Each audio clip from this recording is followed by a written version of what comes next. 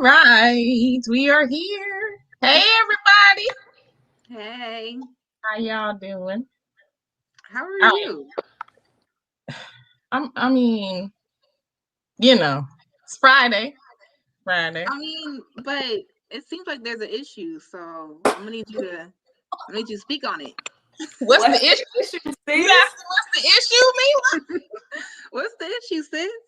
All right. So I don't know who was watching last time, but last show we talked about parenting and what were we talking about parenting specifically? Punishment. Discipline, punishment versus discipline. Mm-hmm. And then out of that came a statement that I made saying that children smoking marijuana is not necessarily the end of the world. Yeah. Mhm. So now we are coming to talk about episode 11. What's the issue with the kids and the weeds? All right, y'all ready? Let's go. Let's get in. Let's dig in. All right, so like I said, out of what I said was that parents try really hard to discipline their children Mm-hmm. in the form of trying to get them to stop doing certain things. And I said that I feel like I made a mistake when my kids were younger by trying to get them to stop smoking weed because weed is at sometimes medication. Weed is at sometimes a coping mechanism, but because of the way that we view it as stigmatized in the Black community, even though that's most of the time that's the family pastime. Mm-hmm. But because it's stigmatized as still being a drug, it's still on the schedule as a drug. Most people assume that children should not be smoking because that's bad. Well, it is, but we're going to get into that. Mm-hmm. So my opinion was my kids are going to smoke anyway. They can't smoke in my house, can't smoke in my garage, can't smoke outside my house.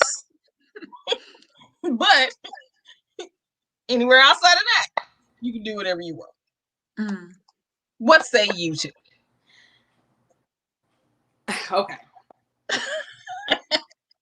So this is coming from a smoker, and somebody who smoked when I was younger. So I used to think that it was okay for a kid to smoke, and I started smoking when I was 13. And when I was younger, before I became a parent and before I became an adult at 25, I thought it was cool. But I say the way that you handle it, I feel like it helped because I've seen the opposite of like children who are allowed to smoke weed with their parents, and some of them they just smoke all the time. They don't finish school, they don't do anything because their parents are like, yeah, it's cool, you can smoke. And then it's even the latter of like people's parents selling their kids weed, and I feel like that's the lowest of the low. But I'm not gonna judge you if you do it, but a little bit. A little bit. But from my opinion, I feel like the way you handled it was cool. Like I will not allow, if I know he smokes, you tell me that you smoke, that's cool. Like my son tells me he smokes, okay. I'm gonna talk to him about it. I'm gonna have that conversation with him, but I'm not gonna allow it in my house. It's not gonna be a thing until he's 18. Until you're an adult, it's not gonna be a thing that I'm gonna allow you to do. I'm not gonna go and be checking your stuff and checking your eyes. If you do it outside the house, cool. But I'm just not gonna be okay with it. Like hide it from me. That's how I feel about it because of what I know now.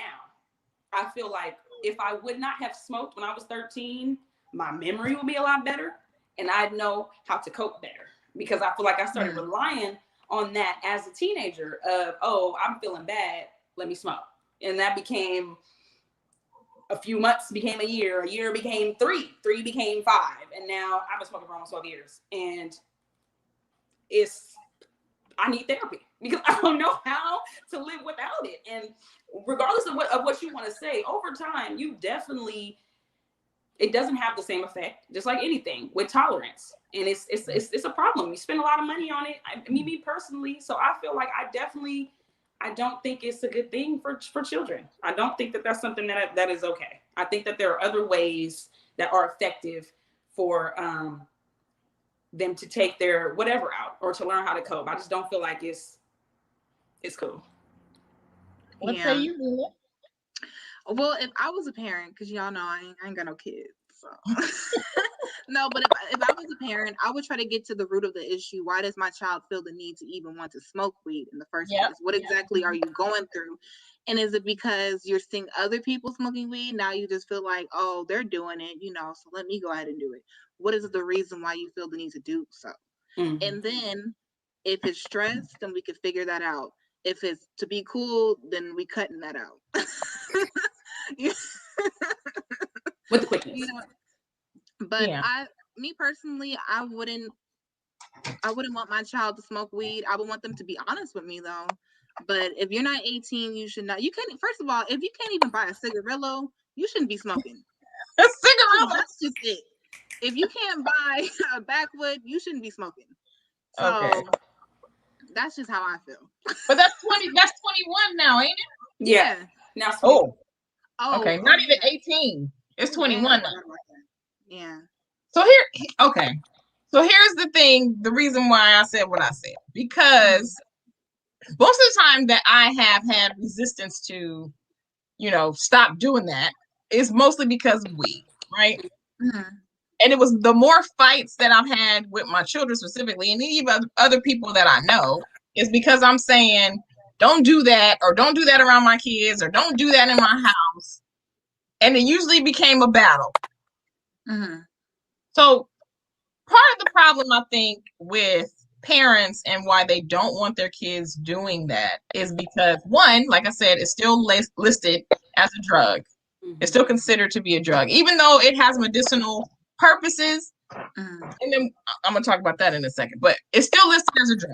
So in your efforts to protect your children from drugs, from doing the drugs, right? You don't want them to do something that's going to harm them, right? And even though weed is not as harmful as, say, cocaine or methamphetamine, it is still harmful. You said what?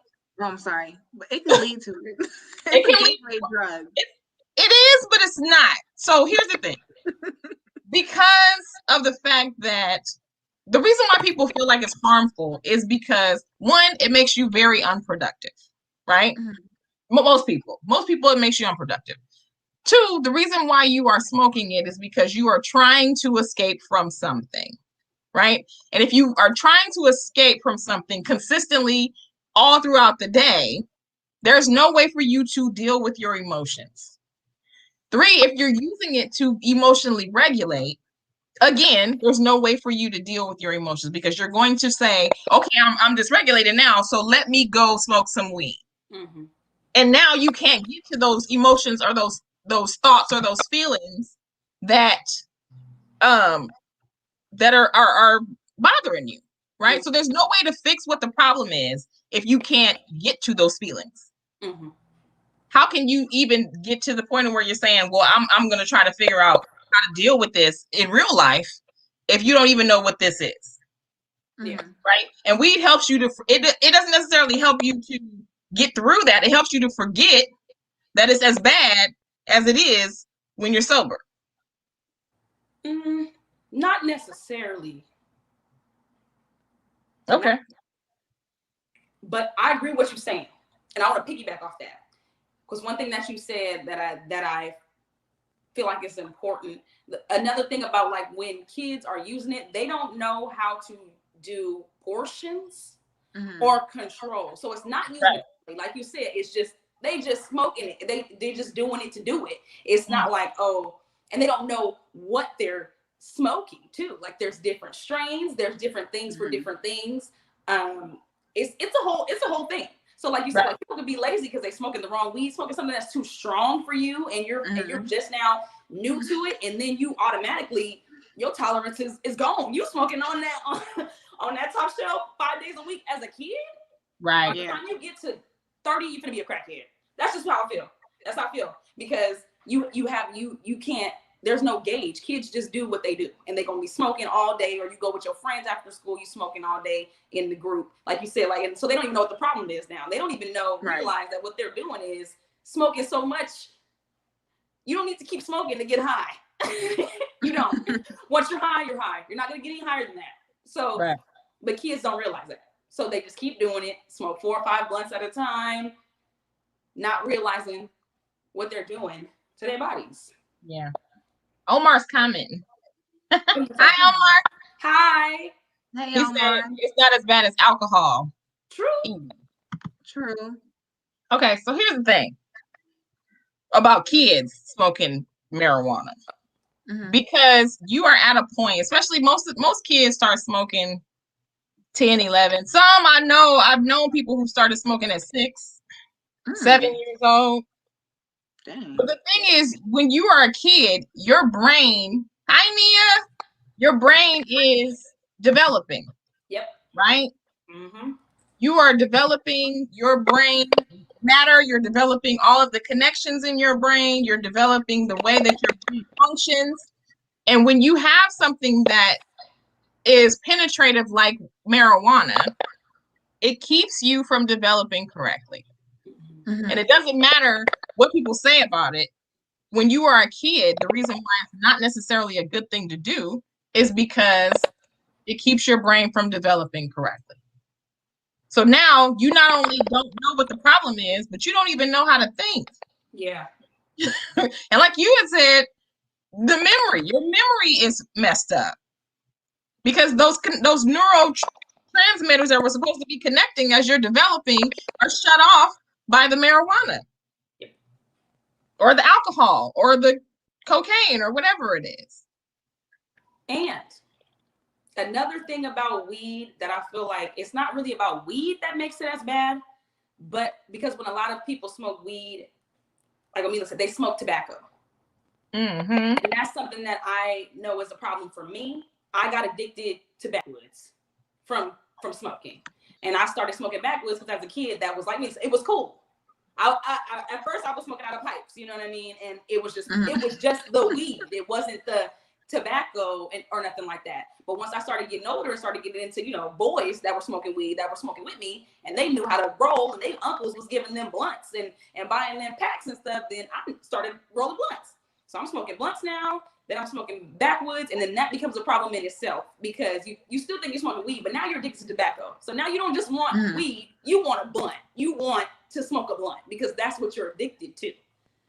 So that's also a big thing that I know in teens as well, and in kids that I feel like kind of makes it a little bit more harmful because it's not just the weed and then other stuff, and people lace it, especially when you're a teenager. I had a situation like that where this dude laced some weed because he was trying to have sex with me, and my friend was cool with Natasha. You remember? But yeah. I had a situation like that, so I know that as younger, it's just kids don't know what they're getting into, and they don't know how to gauge it yet. Yeah.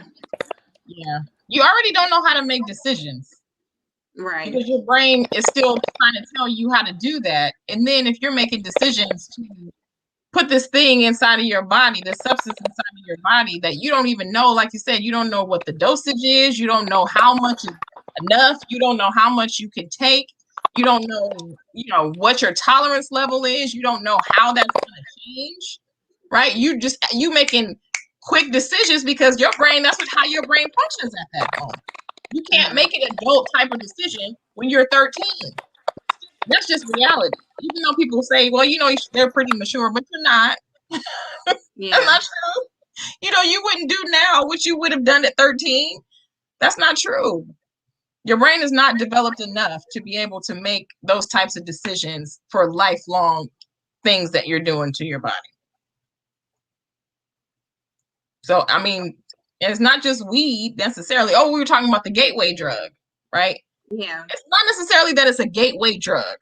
What it is fuck it. Right? It don't matter, right? It does. I don't know. I don't care what this is going to do to me. I'm smoking. Oh, hey, maybe I could try this. I'm smoking. Hey, fuck it. I could try this. I'm smoking. Maybe I could do this thing. So it's not that it's an introduction to other drugs. It's I don't care about what happens to me, so I'm going to go ahead and try this thing too. I think the reason why they call it a gateway drug is because like Kahmeela was saying regarding tolerance, especially when you don't really know, you're not very educated on different strands and things like that. So when your tolerance stops, you keep smoking all this weed and you just like, I'm not getting high enough, or I'm not getting high at all at this point. Then I need to go ahead and dabble into something else. Because in high school, it's not just about weed, it's about pills and acid and so on and so forth. So you're around all this stuff. So it's like, okay, well, weed's not working for me no more. So let me go ahead and try this. Right. I think that's why they call it a gateway drug. I mean, that's okay. What? I agree because I did say that. But in a smoker thing though, like people that are smokers, people that you normally use other drugs, it's because they already kind of have that. Because like for me, like my tolerance is pretty high, but I'm not gonna go use no crack. But a thing that's big in like the weed smoking community is tolerance breaks. So a lot of people that smoke weed, they don't usually do other drugs. You probably had to be doing another drug first, or doing a cocktail type of thing. A lot of people do like meth and then they do weed and then they drink too. So like for kids, usually if you start smoking as a kid, if you're drinking, you start doing like other drugs. But I feel like a lot of stoners that I know that have smoked since they were kids, I don't really know any that have went to crack, but yeah, there is a lot that like if you're already drinking or if you've already got like type of addiction issues, it exacerbate it. So like Meela's saying, it already kind of brings it out of you. It kind of like what mommy said. So what they all saying, it definitely brings it out of you and makes you want to try other shit. Yeah. So when you're young and you're smoking, or you're a parent of somebody who's young and is smoking and decides to say try to stop them from smoking, what do you guys think is a good tactic? Do you think trying to stop them is a good idea? Or do you think that there's a way that you can kind of encourage or persuade them to stop? I think it's the way. You have to use a certain type of tactic. You can't just be like, oh, I don't want you doing this, so I'm gonna take it away, or being very abrasive and aggressive towards that situation, because that's a sensitive situation, especially if someone's going through something that's stressful and they feel like they need that. Right. A lot of people feel like they need weed. It's not fun and games. It's like, I need this to go through the day or else I won't be able to really make it. So it's like you kind of gotta baby steps. Like I said before, figure out the issue. Why do they feel like they need to even smoke weed in the first place? And if so, they are under a lot of stress, then try to figure out different options for them, such as getting them into... Oh, okay. Go ahead. Such as getting them into, some type of curricular activity or even counseling. Because a lot of kids need therapy. But I think it's just the way you say it, not the words that really come out of your mouth. So how would you be able to say that in a way that would make a child be like, okay, no, I don't think there's really anything that you can say, like words. Actions speak louder than words. Well, okay, so like when one of my children who's not here was, I think he was 11. Was he 10 or 11 when I was taking him to therapy? He was like 10 or 11. But they tried to, I think maybe he was older than that. But anyway, they said that he had to be abstinent from marijuana in order to be able to go to therapy. And that didn't make any sense to me, because it didn't make any sense to me then. It makes sense now because of what I was saying about the way that you think and the way that you like are not able to get to your emotions when you are smoking. So I get it why people say that, but I think that it's more about the stigma of it for most clinical people. So when you talk about taking kids to therapy, it's hard because a lot of the clinicians, especially Black therapists, have an issue with people who smoke weed. They feel like you just had that experience. I don't know why you're turning your face up like that. But I was saying, like, he didn't smoke when he was It was one of the, maybe it was when he was 13 or 14. I don't remember, but they were saying that he had to be abstinent from weed before he could engage in therapy. But I don't think that that's okay, because when you are, especially if you're getting into like your trauma, if you're starting to do your trauma work, you're going to need something that helps you to regulate your emotions. And if people use it to regulate their emotions, then having them stop before they go to therapy is not necessarily a good thing. Having them maybe taper down so that they can kind of ease their way into dealing with those emotions might be helpful. But a lot of times it's because people, specifically Black people, and this is only because of Black therapists that I've known and I've talked to, specifically Black therapists have an issue with weed, period. Because of the whole, it's a drug. You shouldn't be using drugs if you are coming into therapy. I don't agree with that necessarily. I do agree that there should be a plan as to how you're going to reduce it so that you can get to those emotions. But I don't think completely stopping is going to help, because you already don't know how to regulate yourself. And now you're coming to therapy and you're irritable because you're not smoking and you're dysregulated. So how are you going to get any work done? Right. So I don't know. I'm like on either side. I'm on both sides of the fence. My legs are straddling. I'm swinging. I don't. I kind of understand, but at the same time, I'm like, it's unnecessary, and I think it's just because of the attitude. It's not because of the fact that it's horrible. It's not because of the fact that it's a bad drug, right? It's because of the attitude about it. It's like, if you smoke weed, you're this type of person. If you do this, you are this. I mean, like you said, Mila, it's mostly because kids don't know what else to do. They don't know how else to deal with their problems. What you had to say? Who? No, go ahead, Mila. I was saying you, but Mila's talking. Kahmeela. Oh. Now, how do you guys feel about parents who are weed smokers telling their children not to smoke weed? I was gonna say that. I was going to say that. I don't know.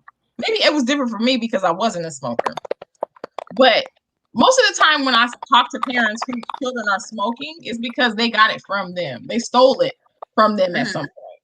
And it was like the issue between punishing them for what they did and then feeling bad about it because it's my weed. Right. Like you're upset with them for smoking, but what else are they supposed to do? Like, I would always say, our family, because y'all know this, every time we get together, everybody's smoking. Like, that's our family pastime, is smoking weed. Whenever we have a family gathering, everybody's smoking. Everybody go outside to smoke, even the old people, right? So we all know that that's what everybody does. But then it's like, but your kids do it, that's wrong. What did you think they were going to do with every family function that they go to? They send somebody passing the blunt. What do you think they were going to do? What? You right. And I wanted to answer. I want to answer Mila's question too. I feel like if you're a parent that smokes and you will tell your child not to smoke, you got to stop smoking with them. Yeah. And I also wanted to add something to what y'all was talking about earlier. Dang it, I kind of forgot. I was trying to say earlier. What y'all was talking about earlier about what you can say to a kid to get them to stop smoking. I agree with Mila. You have to figure out the problem beforehand. If your child is already smoking, it's already something they already don't know how to regulate. So you already passed the point of trying to figure out, how to get. Now you got to figure out where along the line they started this at. So you're gonna have to dig now. The best thing is to give children another way to release their dopamine in the beginning. Unpopular opinion, if kids was in sports and kids had stuff to do, they wouldn't be smoking weed. Unpopular opinion, if you took your kids to do stuff with you, they wouldn't be smoking weed. If you went out every once in a while and took them outside and took them on walks. And I know that sounds so cliche, but it's not. Because really only what weed does is what things do. It releases dopamine and makes people feel good. Give them something else to make them feel good. Whether it's a game, whether it's something else. You know what I mean? They're going to get addicted to something. It just depends on what you get them addicted to. That's what I feel like. And not addicted. I say that lack of a better term. But I definitely feel like giving them something else that makes them happy, that gives them an outlet, they won't smoke weed in the first place. If you can. But I know a lot of parents can't do that. And a lot of Black people can't do that. Because it's hard. So a lot of times kids don't even smoke weed after school, or before sometimes they be smoking it at school. So what do you say about that? Because you're going to different classes, you're still you're still doing stuff, but you still have time to smoke weed during lunch. It's the same thing. School's not exciting them. School's not giving them dopamine. That's true. School's not making them happy. School is not something that they enjoy. If they're smoking weed at school, they don't like school. I'm gonna be real with you. If you smoke, I had a friend that smoked weed in class. He hated school. He did that purposely to get in trouble. So I feel like if they had an outlet or something, or if you're smoking at school, you acting up. I don't always feel like it's peer pressure. I sometimes feel like it's because they don't have something that makes them feel good. Or like you said, kids they are unoccupied. They have an idle mind. You know what I mean? And so their friends are smoking and they found something to do, and that's what they're doing. That used to be my pastime after school, because I used to have to walk home. I walk home, I'll be outside with my friends. I met some stoners. You know what I mean? I met some people that smoked. I decided that I wanted to smoke when I wanted to smoke, but I had a lot of idle time. Yeah. Definitely doing it in school, but I think the idle time and nothing to release that dopamine. Yeah. I think here's the problem with that. With the replacement. Here's the reason why most people don't stop with any type of drug, because there's nothing realistically in regular life that gives you that level of dopamine. Yeah. There's nothing. There's no good feelings. There's no good loving compassion and empathy from your parents. There's nothing naturally that can give you the same level of euphoria, that can give you the same level of, not caring, that can give you the same level of whatever it is, dopamine, serotonin, whatever. There's nothing in life, in real life, that can replace that, other than maybe sex. Sex is kind of up there a little bit. But, well, for some people. Not for all people, though. Okay, let me take it back then. I'm sorry. Am I the only one? Maybe it's just people that have been smoking weed for years. I get what you're saying. Maybe I'm the only one. Okay, let's go. Anyway, there's nothing really that can give you that level of dopamine that smoking a joint or smoking a blunt can give you. And I think that part of the problem when you try to curb somebody's usage is they say, well, okay, you're going to take me to go play some basketball. That's not doing it. That's not doing the same thing that smoking this blunt is going to do. That's not giving me the same level of anything that I was getting from smoking this weed. So it's not going to be easy to be able to just be like, you know what? Stop doing that and go over here in real life, which is what you're trying to escape from. Yeah, but there's nothing over here that's going to help you to get to that place. But you know what? I don't want you to do that anymore. That's why I feel like, but like you said, you know what? You know what I think? What I just thought about? Because drugs, period, I feel like, unpopular opinion, it's I don't want to call it poverty problem, because I don't want to say poverty, but I feel like it's a problem because, like you said, you can't replace it. But if people, I feel like if people had stuff already in the beginning, you know what I mean, they would already have things to do other than weed. You know what I mean? Because I know a lot of my people that I went to school that did smoke weed. They don't necessarily smoke weed now if they had stuff that they were doing. But the people that didn't have things to do and that were hanging out just like I did, they didn't smoke back then. They smoke now. They smoked somewhere along the line. But a lot of it is like I said, Black people, like Mila was saying, Black people hold on to that. Like, I need to smoke my weed. I need to get through the day. I think that's the thing of like the same thing as equipped to like you said, there's nothing that's close to it.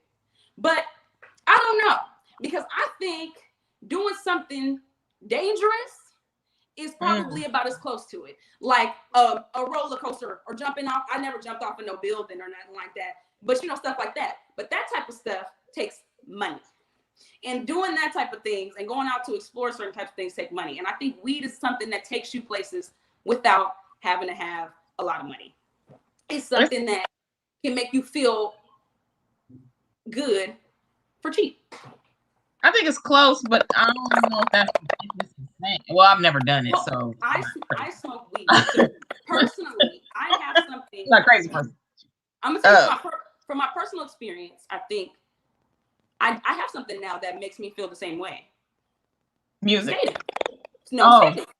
Music is different. Music hits me in a different way. Music's an emotional thing. It's not necessarily a dopamine thing. You know what I mean? Because I do music when I'm feeling bad or if I have something I want to get off my chest. But if I want to feel better, I don't necessarily do music. I smoke. And then, you know, I do music about whatever I'm feeling bad about. Music is my outlet, but smoking is make me feel better. But when I skate, I feel the same. And that's just me, for personally. And I've been smoking weed for 13 years. And that's the only thing that I found in anything that makes me feel the same. And I think it's because for me, it's like a thing of not falling, you know, when I'm going fast and I'm skating and I'm in control, and that just helps for me. But other people that I've talked to, racing makes them feel the same way. Drag racing, driving fast. That's like you can die. Like, yes. But I'm saying there's ways that people do that where they don't die, or where they can do that, where they can pay for it, where it's in a safe environment. Do you know what I'm saying? I suppose. I'm just telling you from my experience and from people that I know, because I know a lot of chronic weed smokers. So we talk about stuff like this. What are you saying, Mila? I was just adding to what she was saying about, you know, drag racing. They could go to like a little amusement park and go-kart racing. Mm-hmm. Oh, or maybe not. No. Maybe not. That's safe. Yeah, that's a safe option. Alternative. No. I thought you were gonna say something else. I was like, what? I thought you were gonna say like a speedway, like, you know, the dune buggies, or you know how they be having like the I thought you was gonna say something like that. I'm like, I got a question. Okay, like speedway, whatever. I got a question for y'all. What? Because you guys are not chronic weed smokers. What do you use in order to make yourself feel better? I just said. Oh. I didn't know that's what you was saying. But you don't smoke weed, so that's why. I swear. I just said. For some people, sex can give you the same level of endorphins and dopamine and serotonin that drugs do. So that works for you. Yes. It does. It does. It works for me. I don't know what everybody, Mila, I don't know. Mila, what about you? What you got? I don't know. Oh, wow. I'd rather not say mine on live, to be honest, but oh, that's really high. Okay. All right, shoot. I just put myself all the way out there, but Mila don't have to. That's fine. No, working out. Yes. Okay. Yeah. Well, I mean, that's the same like skating. Skating is an exercise. So yes, exercise does give you the same level of endorphins as doing drugs. It does. Okay. It's the pump, it's the adrenaline rush. Yeah. Yeah, and that's safe and it's not expensive, right? So if you are doing sports, that might help because depending on if it's a cardio type sport, it will give you that same level of endorphins. But here's the other thing. And this was always my problem because especially when you are a mother that has multiple children, it's difficult to be able to pinpoint when the problem started. Because sometimes you don't even know what's going on at all. Because you're so busy trying to figure out life and they're busy taking care of themselves because you can't take care of everybody all at the same time. So now you don't know when the problem started, and sometimes the problem is you. So that would mean I would have to say, oh my God, now I got to figure out how to fix me in order to be able to help them. But that's not a problem. I feel like as a parent, you should be willing to. Not saying that you weren't, but not saying that you weren't. It sounds like that would be simple, right? It sounds like a simple task. It wouldn't, but it would take time. But at least given the effort, showing your child that you do care about what they're saying, that you want to fix the issue, that could possibly do a little bit of something. Yeah. Yep. Possibly, depending on the child. Some kids are just stubborn. Some kids are. But I agree. I agree with Mila. With I think it's what? not always shooting yourself. It's just listening. I agree with what she just said. Listening? Yeah, like trying. I agree with Mila said because it's not always about you completely changing. Sometimes it's just about being there, or because you know what I mean, or like I said, like doing what you just talking to them. Sometimes that's all kids need is a little bit more attention. And I know it's hard, like you said, you have like with multiple kids. Some people have multiple kids, and they have to work and they have to do everything else. But like one thing that I feel like was really good for us that we kind of stopped doing after a while was like dinner, family and time. like certain stuff that we used to do, we had stopped doing them because life, you was going through a lot, you was doing school and everything. But I mean, just simple stuff like that. Because to us, to you as a kid, we got to think like it's the smallest stuff to kids make a difference. It don't even have to be big like we think. We think in terms of big because of where we are. But kids will take the smallest thing as like them just going to the grocery store with you solo one day. And then, the other kid going to the grocery store solo with you the next day, or like stuff like that. But I think sometimes we think that we have to do this grand gesture as parents because we're like, oh my God, like I'm messing up right now. Like I can't do this. But sometimes it's just as simple as like, hey, I'll walk you to school today. Or, you know what I mean? Yeah. Or I'm going to come walk. Or even taking them out like on a drive. Yeah. Sometimes it's as simple as doing little stuff with your kids to show them. Really? Yeah. Okay. Until they become grown-ups and say, you didn't never do nothing. Well, then that's when you have to say, unfortunately, I didn't, but I want to now. I'm capable of doing it now. Yes. Or just listen, hear them out. Hear them out. Okay. That works for 5 through 11. I don't think that's true. Okay. Well, it just depends on what the parent has to say. Because sometimes it's kind of like you're talking to me, but then again, you're not really hearing me. It depends on the conversation. I mean, not everything could be fixed at the end of the day. Sometimes you just gotta keep shit rolling. Yeah. Okay, so for both of y'all, what do you feel like would have been sufficient for your parents to hear you? Like, what do you feel like you needed to be heard? What did you need? What did I need to be heard? Yeah, because you said sometimes I just needed it, needed to be heard. So what do you feel like you would have needed in order for your parent to let you know that they're hearing you? What would you have needed? Probably some duct tape so I could talk and not have anybody talk over me. So they can actually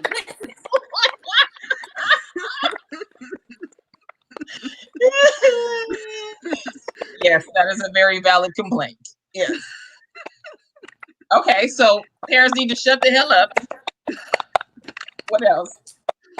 For me specifically, I feel like if I was more involved in some of my choices, like maybe where I went to school and who I was around, because I think, you know, sometimes when kids don't want to do something and their parents are, they think, well, I know what's best for you, and this is what's best for you. And I get that whole thing as a parent of wanting what's best for your kid, but not always what you think is best for your kid is what's best for your kid. You know what I mean? And sometimes they just want to, hey, I want to go to school with my friends or whatever. So I think sometimes like allowing them to have a choice in what they do, or even in dinner sometimes. Yeah. One thing I want to add, because I'm bringing up a situation about you, Kahmeela, and your son, that I was on the phone with Kahmeela, and Kahmeela was supposed to be doing like a video shoot, right?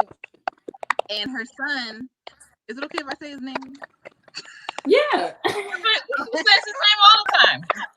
That's Elijah's mama. That's Yanaa, aka Elijah's mama. So whatever. Okay, so then Elijah said he didn't want to do it, and Kahmeela was like, "Okay, that's fine." I was like, "What? Like that was it? It was that simple? Like you?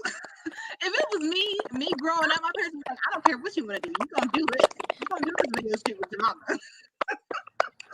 But it was just the fact that she was just like, "Okay, you ain't gotta do it." Like, whoa. That was deep. That was deep for me. I was like, I wish I would have had that as a child. Oh, but it's good that you let him be him. If he doesn't want to do something, you don't force him. So I commend you for that. That's easy with one kid. That from you.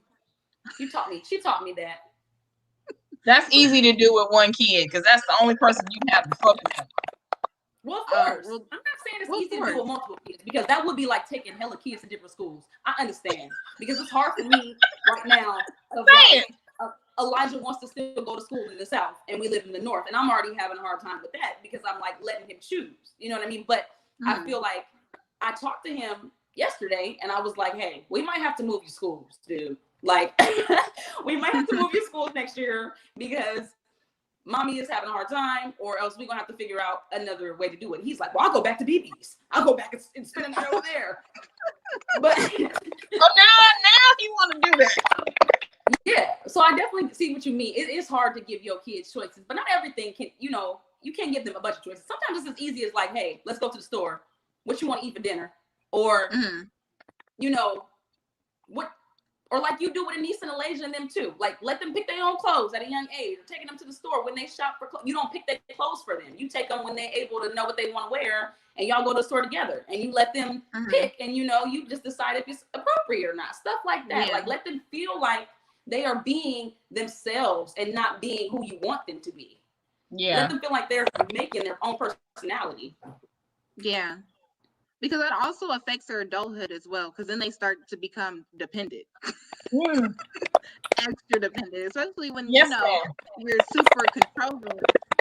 It's kind of like, I don't know how to be independent. Like, I'm always dependent on you because you always told me what to do. Now I'm sitting up here grown as ever, and I don't know what to do. That's fun, Mila. If you want to, you're a grown up. You can cuss if you want. Grown as ever. Okay. I agree though, and I think sometimes kids smoke weed out of defiance too. Out of just doing something. Yes, because I did that. Because when you found out that I was smoking, and it was the whole thing because he who must not be named told on me, and it was the whole thing. I kept smoking because I'm gonna do what I want to do. You ain't tell me what to do. You know what I mean? Like, mother. You didn't know, so I'm gonna keep doing it. You know what I'm saying? So I mean, that's where I was at in my head. And like you said, a lot of kids get it from their parents. and their parents will tell them don't smoke. So they'll do it because how the hell you gonna tell me not to smoke and you be smoking all the goddamn time? You be smoking like a chimney. So how you gonna tell me not to smoke? Yeah. And sometimes because you are a weed smoker, and this is because I know people who have this issue, you don't necessarily even know what your level of smoking is. Like, you may think that you only smoke a joint every now and again type of stuff, but you really got a whole, eighth of whatever in your closet hiding in the back of your in a shoebox, right? But you thinking, I just pull it out every now and again. Huh? That sounds very much 90s. I'm just saying. You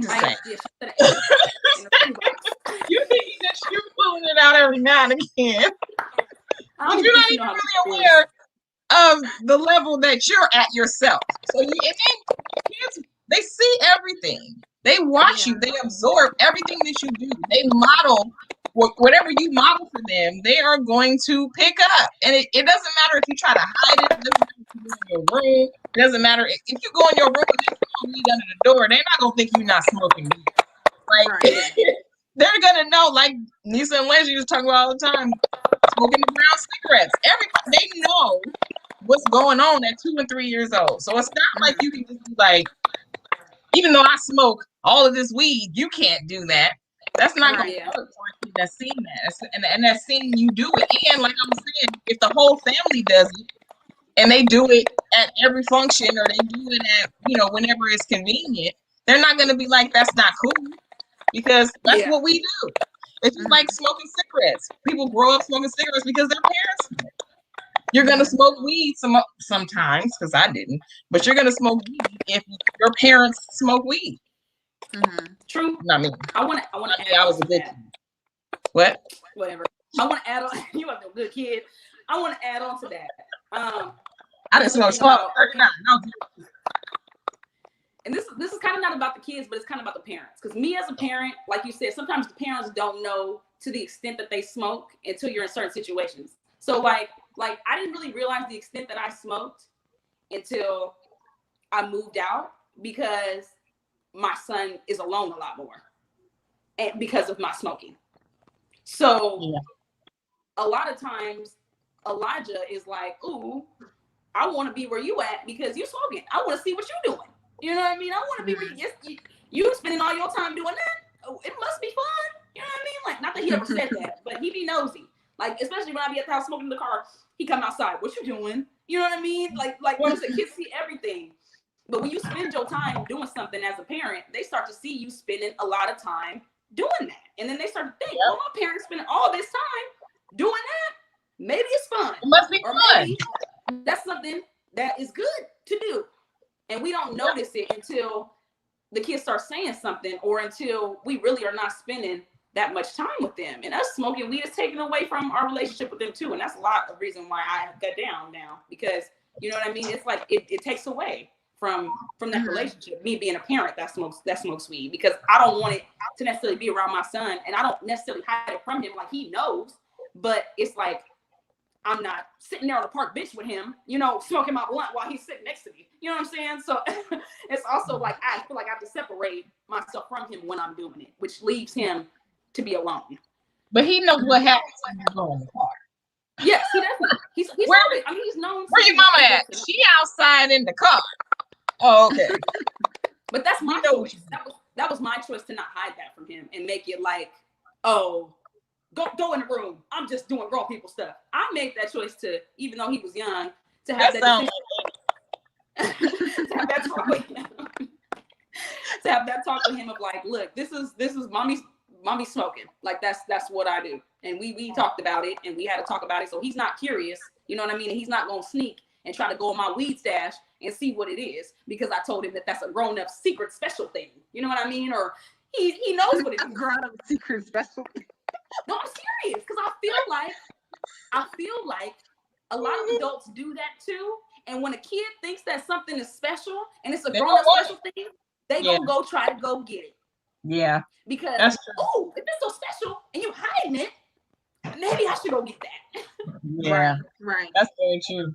So what Bila was saying earlier about how it carries on into the like, we all know people who are lifelong, one who might be commenting on this podcast, weed smokers, right? We all know people like that. But the thing is, like, I knew somebody who could not regulate himself at all. He was a all day blunt for breakfast, blunt for lunch, blunt for dinner type person. Like, he smoked all day long. Then when vape pens came out, he smoked a pen. And every single 5 minutes, he was cleaning out his pen and cleaning it out and then going and smoking more or smoking a bowl. Like, he smoked all the time. When he didn't smoke, he was a completely different person. Quiet. No, he was angry. And he was aggressive. And he was mean. When he was smoking, he was like, he was cool breeze, right? He was cool. He didn't have no problems. Didn't nobody bother him. He couldn't do nothing in front of him that would make him upset. When he wasn't smoking, he was not a nice person. So if you have that problem carrying over into your life, you may not know who you are outside of smoking. You may not be able to figure out what your personality is even like, because you can't manage whatever your anger is or whatever your trauma is or whatever your emotions are, because you're masking it or you're controlling it with marijuana. Yeah. Yeah. I totally agree. We all know people like that. And the thing is, especially if you have a mental health disorder, a lot of times you're medicating yourself for that mental health disorder because you don't know why you feel this way. You don't know why you're thinking this way. You don't know why people are talking to you, right? So you smoke weed to calm the voices. You smoke weed to calm your anxiety. You smoke weed to calm your schizophrenia. And you don't have any idea how to live life outside of that, because that makes you normal. When you're medicating with marijuana. That's another reason why people smoke it so much, because there's other stuff going on inside of people's heads that they need to control, and marijuana helps people control that. What? You seem like you got something to say. No, I agree.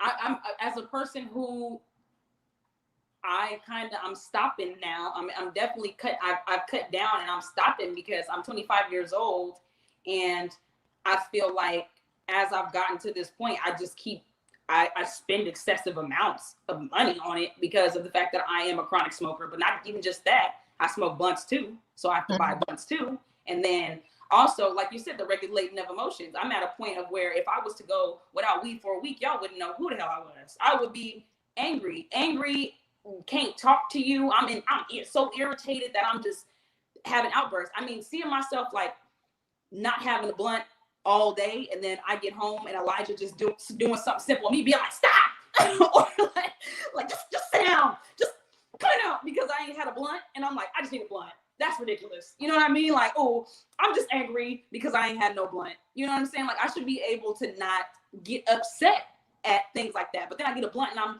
oh, woosah, mom, come here, Elijah. You know what I mean? No matter. Go do what you want. Run all over the place. I don't care. Yeah, pretty much. It's okay. Yeah. It's just a bowl. You know what I mean? You just dropped the bowl. But here's the thing. What needs to happen to be able to get to a place of where you are not dependent on a drug at all, whether it's alcohol, heroin, cocaine, marijuana, whatever. Not going cold, not stopping cold turkey is not going to help you stop. It's not. Especially if you stop cold turkey and you still don't deal with the problem. You're going to go back to it at some point. I mean, I get what you're saying, only if I don't find a way to regulate. Because I feel like, for me, when I try to stop, like, wean myself, it doesn't work as effectively as if I just stop. But if I don't find nothing to replace it, yeah, I'm gonna go. No. I'm not saying like just wean yourself. I'm saying make not smoking as big of a habit as you made smoking. So not necessarily tapering kind of does describe it, but doing it enough to where it starts to become a habit of you not doing it. The same way that we acquire these habits of things that we do. And most of the time when people are continuously smoking weed, it's because it's a habit now. It's something that is kind of ingrained in you.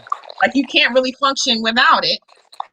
But flipping it and reversing it and making it to where it's not smoking is just as big of a habit as the one that you created.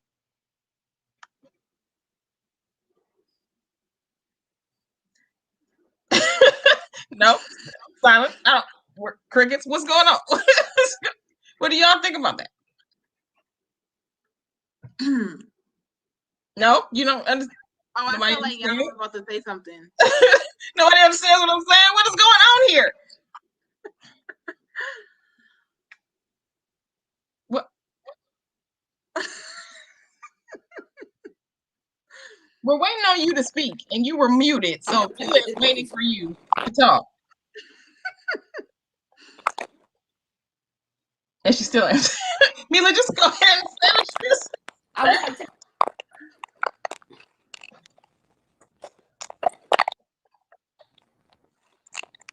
Now she's having technical difficulties. Okay. Go ahead, Mila. Okay, not to be rude, but can you please repeat that again? I've been having technical difficulties. I'm not doing this with you today. What I said was, make it as big of a habit to stop as you are making it to smoke. Definitely, yeah. I definitely agree with that. Put as much effort as you would getting the weed into trying to stop yourself from thinking about it. But right. Well, not necessarily stop yourself from thinking about it, because when you don't think about something that you want, that makes you want it more. Or you try not to think about it, that makes you want it more. So embracing those thoughts and saying to you, oh my God, saying to yourself, yeah, I want this, but what is it worth to me now? And then also, I heard a lot of weed smokers, they start smoking less, because it's kind of hard to just cut it cold turkey. You gotta take time with yourself. Yeah. And it might take a long time. It might take years to do. Yeah. Especially if you've been doing it for decades. But stopping gradually, meaning like instead of smoking 3 blunts, smoke 2.5. Right. And then do that for a week or 2 weeks. You have to ease yourself off of it. And then go to 2 instead of 3. You do that for a week or 2 weeks. No, you don't agree?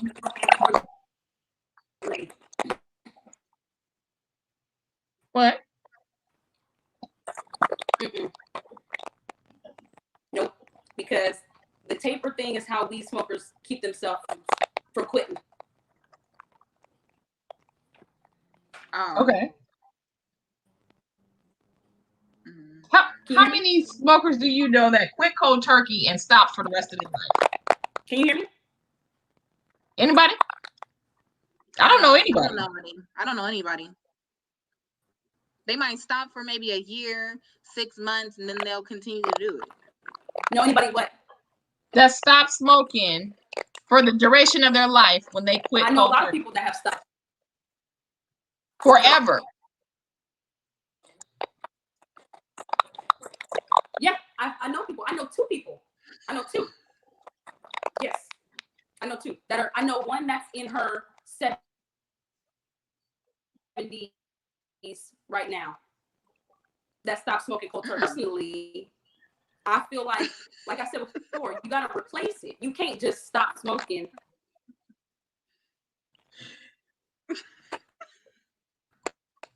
Not replace it. We can't hear nothing you saying. Okay, what's happening here? What did she replace it with? Or whoever. I don't know if it was a girl or a boy. Or a man or a woman. What is going on with your stuff? We cannot hear nothing that you're saying.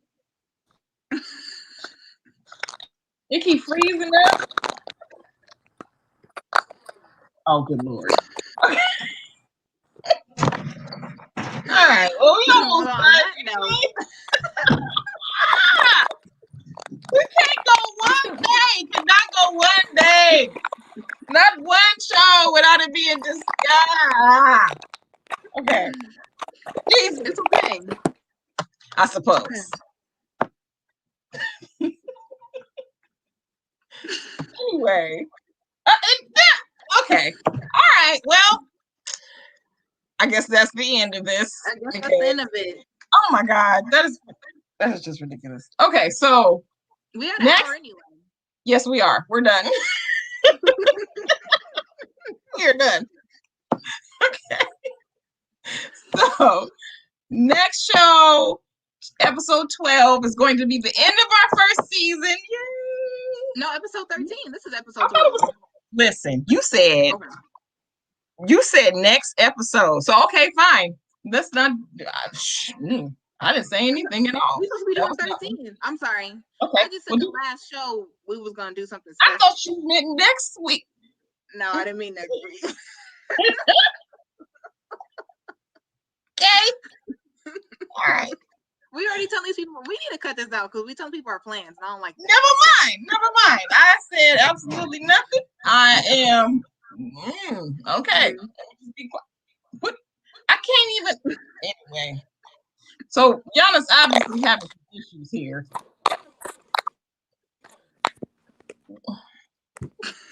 We're gonna just end the show. It don't even matter because we can't. Shout out to everybody that was still hanging with us. Everybody in the comments, stay tuned for next episode. Happy Mother's Day. Hey, happy Mother's Day to everybody on Sunday. Yay. And even if you're not a mama, happy Mother's Day. This is a good year to be a mother, not necessarily to be. I don't know how is that. I don't know how to politically correctly say that because I'm such. That's just me. Just okay. Anyway, so we are going to end. What's our next issue? I think we need to go to the drawing board on that one.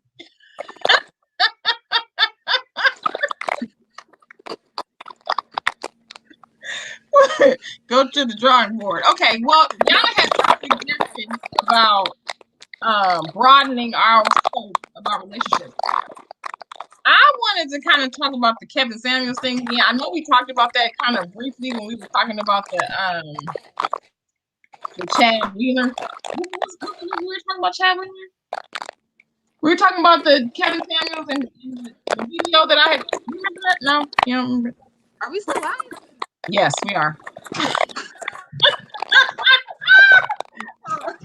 You remember that? We were talking about that.